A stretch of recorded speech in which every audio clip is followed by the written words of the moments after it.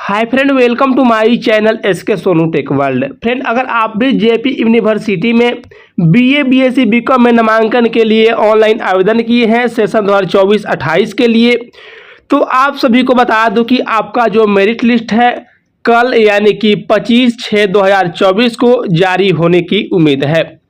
आपका जब merit list जारी होगा तो उसके बाद आपको अलॉटमेंट लेटर डाउनलोड करना होगा। उसके बाद आप देखेंगे कि आपका किस कॉलेज में नेम दिया हुआ है, वहां पर जाकर के आप अपना नामांकन कराएंगे। फ्रेंड, आप सभी को बता दूं कि नामांकन कराने के लिए आपको कौन कौन से डॉक्यूमेंट तैयार रखना होगा। चलिए फ्रेंड, वीडियो को शुरू करेंगे। उससे पहले आप सभी इस चैनल को सब्सक्राइब करके घंटी को दबा दें।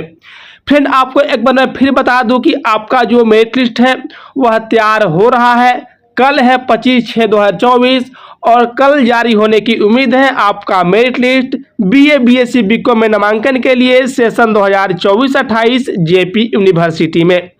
फ्रेंड, आपको एक बार मैं फिर बता दूं कि जेपी यूनिवर्सिटी में ऑनलाइन आवेदन टोटल 28,000 आया है।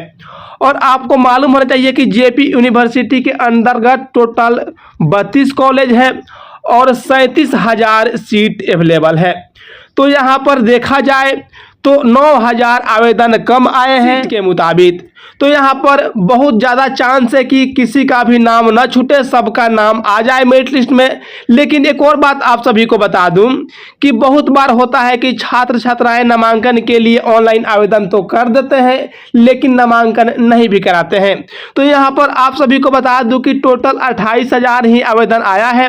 तो यहाँ पर उम्मीद है कि 20 से 22,000 के आसपास ही छात्र छात्राएं नामांकन कराएंगे, क्योंकि बहुत सारे छात्र छात्राएं ऐसे होते हैं जो दो तीन यूनिवर्सिटी में नामांकन के लिए ऑनलाइन आवेदन कर देते हैं कि मान लीजिए कि इस यूनिवर्सिटी में नहीं आएगा तो इस यूनिवर्सिटी में आ जाएगा। तो बहुत सारे यूनिवर्सिटी का मेरिट लिस्ट पहले ही जारी हो चुका है तथा बहुत सारे छात्र छात्राएं अपना नामांकन बहुत जगह करा लिए हैं, अदर यूनिवर्सिटी में करा लिए हैं। चलिए अब हम आपको बताते हैं कि आपको नामांकन कराने के लिए कौन कौन सा डॉक्यूमेंट लगेगा। पहले तो आपका मान लीजिए कि फर्स्ट मेरिट लिस्ट में आपका मेरिट लिस्ट में नाम आ जाता है तो सबसे पहले आपको अलॉटमेंट लेटर डाउनलोड करना होगा। डाउनलोड करने के बाद आपको देखना होगा कि किस कॉलेज में आपका अलॉटमेंट लेटर दिया है, यानी कि किस कॉलेज में आपको अलॉट किया गया है। आपको डॉक्यूमेंट लगाना होगा 10th का मार्कशीट, उसके बाद 12th का मार्कशीट, उसके बाद 10th का SLC, उसके बाद 12th का माइग्रेशन जो कि आपको ओरिजिनल ही लगता है।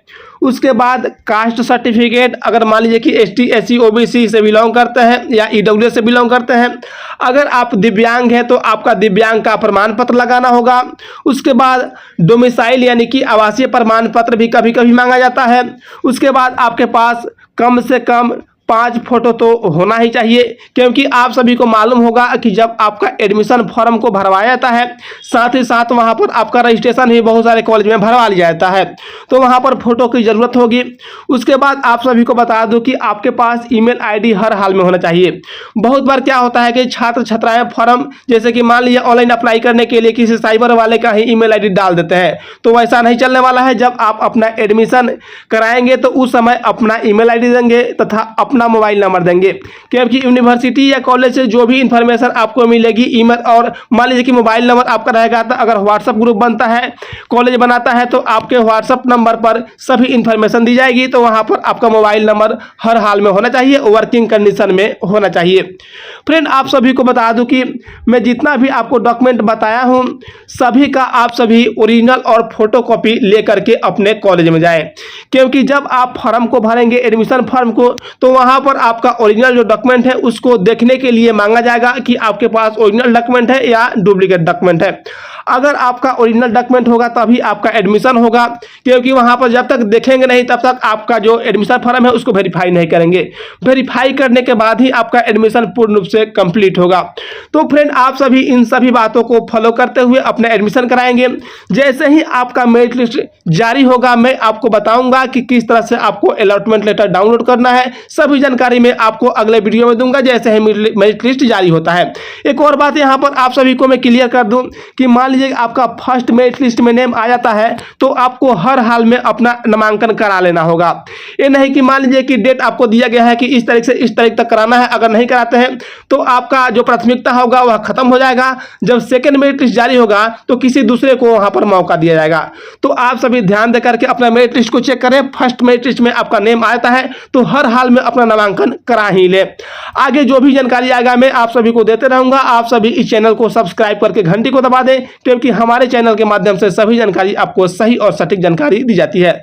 चलिए फ्रेंड, फिर मिलते हैं, तब तक के लिए जय हिंद।